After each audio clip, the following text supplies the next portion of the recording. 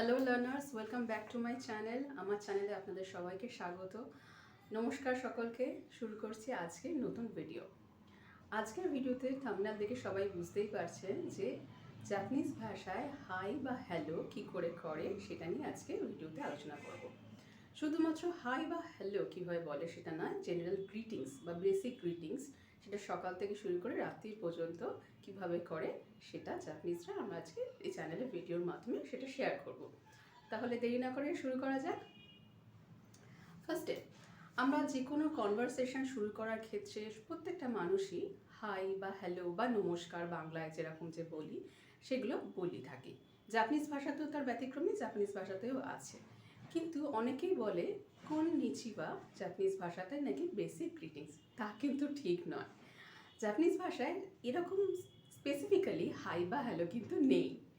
সে কি কেন নেই বা কী নেই সেটা নিয়ে একটু ডিটেলসে আলোচনা করছি। প্রথমত, আমার ফার্স্ট ইন্ট্রোডাকশন চ্যানেল যদি কেউ দেখে থাকেন তাহলে বুঝতে পারবেন আমি একদম ফার্স্ট হাজমে মাসতে সবাইকে বলেছিলাম। যখন কোনো মানুষের সাথে একদম প্রথমবার ইন্ট্রোডিউস হয় বা আলাপ হয় তখন কিন্তু এই ওয়ার্ডটা ইউজ করা হয়। এরপর আসছে জাপানিজে গ্রিটিংস কিন্তু দুরকম ওয়েতে হয়, ফর্মাল বা ইনফর্মাল। আমি যখন interesting fact about Japanese language যে ভিডিওতে আলোচনা করেছি সেই ভিডিওটা একটু লক্ষ্য করে দেখবেন যে জাপানিজ ভাষায় দু রকমের কথা বলে ওরা, ফর্মাল আর ইনফর্মাল। ফর্মাল কি? ফর্মাল হচ্ছে আমার সুপিরিয়রদের সাথে, আমার টিচারের সাথে, আমার অফিসে বসের সাথে, আমার প্রতিবেশী কোনো গুরুজনের সাথে আমি যখন কথা বলছি, কোনো বয়স্ক মানুষের সাথে, তখন আমি ফর্মাল ওয়েতে কথা বলবো। আর ইনফর্মাল কি? আমি আমার বয়সের ছোট মানুষদের সাথে, অর্থাৎ আমার ভাই বোন, আমার বাড়ির পরিজনদের সাথে, আমার বন্ধু বান্ধবদের সাথে আমি যেভাবে কথা বলবো সেটা ইনফর্মাল ওয়ে। এটা আমরা বাংলাতেও আছে, আমরা বয়স্কদের সাথে যারা অপরিচিত বা বেশি বয়স্ক মানুষ বা সুপিরিয়র সবার সাথে আমরা আপনি এভাবে কথা বলি, কিন্তু ছোটদের সাথে তুমি বা তুই এভাবে আমরা কথা বলি। জাপানিজ ভাষাতেও এরকম আছে। সেক্ষেত্রে ওরা ভার্বটাকেও একটু চেঞ্জ করে, শুধুমাত্র গ্রিটিংসে না, ভার্বটাকেও চেঞ্জ করে। সে নিয়ে অন্য কোনো ভিডিওতে আমরা আলোচনা করব। এখন যে মুখ্য আলোচনার বিষয় সেটা হচ্ছে হাই বা হ্যালো ইন জাপানিজ। তাহলে জাপানিজ ভাষায় স্পেসিফিক্যালি কোনো হাই হ্যালো নেই। যখন আমরা কোনো মানুষের সাথে প্রথম আলাপ করছি ফর্মাল ওয়েতে আমরা বলবো হাজিমে মাসতেই দোজো ইয়োরোশিকু ওনে গাইশিমাস। ডিফিকাল্ট লাগলো, আরেকবার বলা যাক। হাজিমে মাসতে দোজো ইয়োরোশিকু ওনে গাইশিমাস। এবার একসাথে বলি, হাজিমে মাসতে দোজো ইয়োরোশিকু ওনে গাইশিমাস। জাপানিজ ভাষা ক্ষেত্রে ইন্টোনেশন একটা বড় জিনিস। ওরা কোন জায়গাটা উচ্চারণটা জোরে করছে, কোন জায়গাটা ধীরেভাবে করছে, কোন জায়গাটা সফটলি করছে, এটা কিন্তু আস্তে আস্তে ল্যাঙ্গুয়েজটা শিখলেই শেখা হয়ে যায়, আর আমাকে ফলো করলে আপনারা পেয়ে যাবেন। এবার হচ্ছে এটা গেল ফর্মাল ওয়েতে। ইনফর্মাল ওয়েতে যখন আমরা কোনো মানুষের সাথে প্রথমবার আলাপ করছি, সাপোজ আমাদের কোনো কমন ফ্রেন্ড, আমরা অনেকদিন ধরে আমরা তার সাথে চ্যাটিংয়ে আছি, ফোন করে কথা বলি, কিন্তু সামনাসামনি দেখা হয়নি। সেক্ষেত্রে যখন আমরা এখন ফেস টু ফেস আলাপ করবো তার সাথে, তখন তো আমরা বলবো হাজমে মাসতে। আমরা তখন হাজমে মাসতে দোজো ইয়োরোশিকু গোনে গাইসি মাস এই এতটা পুরো শব্দগুলো বলবো না, তখন জাস্ট হাজমে মাসতে বললেই হয়ে যাবে। এই গেল basic greetings for the first time যখন আমরা কাউকে মিট করছি। কিন্তু এরপর থেকে আর না, ওই মানুষটির সাথে যতবারই দেখা হবে তারপর থেকে কোনোদিন তাকে হাজমে মাসতে আর বলবো না, তখন হাই হ্যালোটা বলবো জাপানিজ ভাষায় একটু অন্যরকমভাবে। অন্যরকমভাবে কি? জাপানে যখন আমরা এবার বেসিক গ্রিটিংসের কথা বলছিলাম, বেসিক গ্রিটিংসের ক্ষেত্রে কি করা যাবে? যখন আমরা গুড মর্নিং বলি বা সুপ্রভাত সকালবেলা উঠে, তখন আমরা কি বলি জাপানিজ ভাষায়? ও হায়ো গোজাইমাস। ও হায়ো গোজাইমাস। এটা হলো ফর্মাল ওয়েতে। ইনফর্মাল ওয়েতে কি বলে? ও হায়ো, জাস্ট ও হায়ো, একটু টেনে ও হায়ো। ওকে। এবার ধরুন সকালবেলা আমরা ঘুম থেকে উঠে কোনো মানুষের সাথে দেখা হলো, জগিং করতে যাচ্ছে, রাস্তায় ওয়াকিং করতে যাচ্ছে, কেউ কিছু কিনতে যাচ্ছে, সেটা প্রতিবেশী হোক, যার সাথে হোক দেখা হলো, তারা যদি আমার ফর্মাল ওয়েতে কথা বলার মানুষ হন, অর্থাৎ আমার সুপিরিয়র মানুষ বা আমার সাথে সম্মানযোগ্য মানুষ হন, তাহলে আমরা তখন বলবো ওহায়ো গোজাইমাস। আর যদি বন্ধু বান্ধব দেখা হলো, পাড়া প্রতিবেশীর সাথে দেখা হয়ে গেল, তারা খুবই আমাকে স্নেহ করেন, ওহায়ো, জাস্ট ওহায়ো। ঠিক আছে। এবার তারপরে কি আসবে? আমরা কি বলি? গুড আফটারনুন বা গুড নুন, এগুলো বলে থাকি। জাপানিজ ভাষায় গুড আফটারনুন বলে আর কিছু নেই। সারাদিন অর্থাৎ ঘুম থেকে গুড মর্নিং বলার পর থেকে ইভিনিং পর্যন্ত ওদের গুড ডে চলে। এই গুড ডেকে ওরা বলে কন্নিচিওয়া, অর্থাৎ কন্নিচিওয়া। লিখছি হা, উচ্চারণ হচ্ছে, প্রোনাউন্সিয়েশন হচ্ছে ওয়া। এগুলো নিয়েও বলবো। জাপানিজকে ভাষার ক্ষেত্রে প্রোনাউন্সিয়েশনটা বিশাল ভূমিকা নেয়। এই নিয়ে একটা অনেক ভিডিও করতে ইচ্ছা আছে, যদি কেউ কমেন্ট করেন তাহলে নিশ্চয়ই করবো, ইচ্ছাও আছে করার। ওকে, দেন লেটস কন্নিচিওয়া। তখন এই আমরা অনেক ভিডিওতে দেখেছি কন্নিচিওয়া বলে অনেকে গ্রিট করে। কন্নিচিওয়া কিন্তু দিনের বেলার ক্ষেত্রে ইউজ হয়, সেটা মেঘলা দিন হোক, বৃষ্টি দিন হোক, সেটা কোনো ম্যাটার না, কিন্তু good day, as a good day. তো কন্নিচিওয়া এটা আফটারনুনের ক্ষেত্রে ইউজ করা হয়, অর্থাৎ দুপুর 12টা বেজে গেল, তখনও কি বলতে পারবো? হ্যাঁ, নিশ্চয়ই বলতে পারবো, তখন তো দিনের আলো রয়েছে।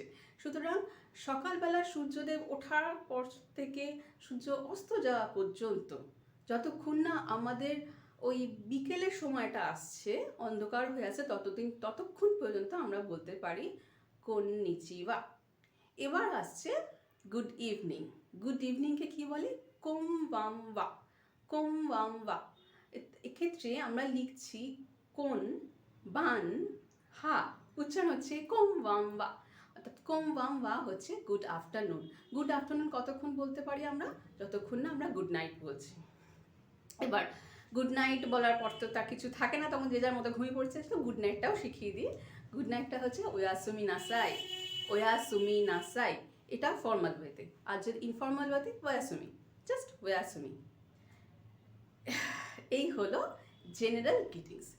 এবার হচ্ছে যখন কাউকে আমরা হাই হ্যালো বলবো, তখন তাহলে কখন বলবো? তখন দেখতে হবে আমরা দিনের কোন সময় দাঁড়িয়ে আছি। যদি একদম সকালবেলা দেখা হয় তাহলে জাস্ট ওহাই গোজাইমাস।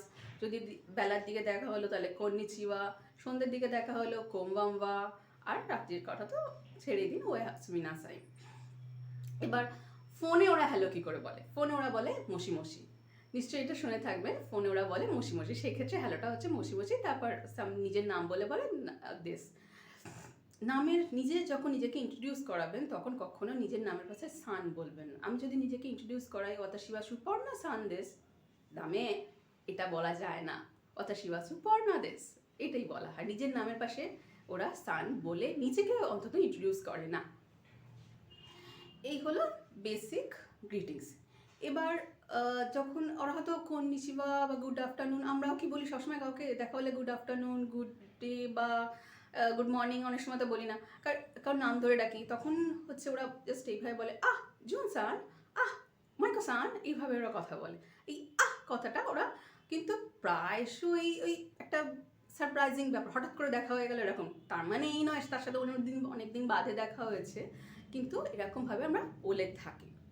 আর একটা হচ্ছে ওরা অনেক দিন বাদে কোনো মানুষের সাথে দেখা হলে, অনেক দিন বাদে, ধরুন কেউ হয়তো চাকরি নিয়ে বা পড়াশোনা নিয়ে অনেক দূরে আছে, তার সাথে অনেক দিন বাদে দেখা হলো, তখন তারা বলে ও হিসাসি বুড়ি, ও হিসাসি বুড়ি। এটা শর্ট ফর্ম হচ্ছে হিসাসি বুড়ি, হিসাসি বুড়ি, হিসাসি বুড়ি। অর্থাৎ অনেক দিন বাদে কোনো মানুষের সাথে মিট হলে, যার সাথে আগে থাকতে আমার পরিচয় আছে, সেটা ফর্মাল ওয়েতেই হোক বা ইনফর্মাল ওয়েতে হোক, তখন তারা বলে হিসাসি বুড়ি। এই গেল আরেকটা। আরেকটা হচ্ছে, ধরুন আপনি কোনো জায়গায় কাজ করছেন, চাকরি করেন, জাপানিজ কোম্পানিতে চাকরি করেন, যা চাকরি করে ওরা দেখে, তখন ছুটি হয়ে বাড়ি যাওয়ার সময় আপনার ঊর্ধ্বতন কর্তৃপক্ষ, অর্থাৎ আপনার নেক্সট বস আপনাকে তখন বলে ওৎসুকারে সামা, ওৎসুকারে সামা। কথাটা অনেকবার শোনা হয়েছে, ওৎসুকারে সামা। ওৎসুকারে সামা হচ্ছে you done a good job, thank you for this. মানে আপনি খুব মন দিয়ে কাজ করেছেন এবং খুব ভালো কাজ করেছেন, তার জন্য আপনাকে ধন্যবাদ। এটা হচ্ছে ওদের basic greetings for company job, for office job. ওৎসুকারে সামা এটা কিন্তু বস তার নিচের মানুষদের বলে, তার আন্ডারে যে মানুষগুলো কাজ করে তাদেরকে বলা হয়। কখনই আপনি তার ঊর্ধ্বতন কর্তৃপক্ষকে বলতে পারবেন না ওৎসুকারে সামা, বস আপনি খুব ভালো কাজ করেছেন, তার জন্য আপনাকে thank you, not like that. সে তার সাথে যতই আমার ফ্রেন্ডলি একটা সম্পর্ক থাকুক না কেন।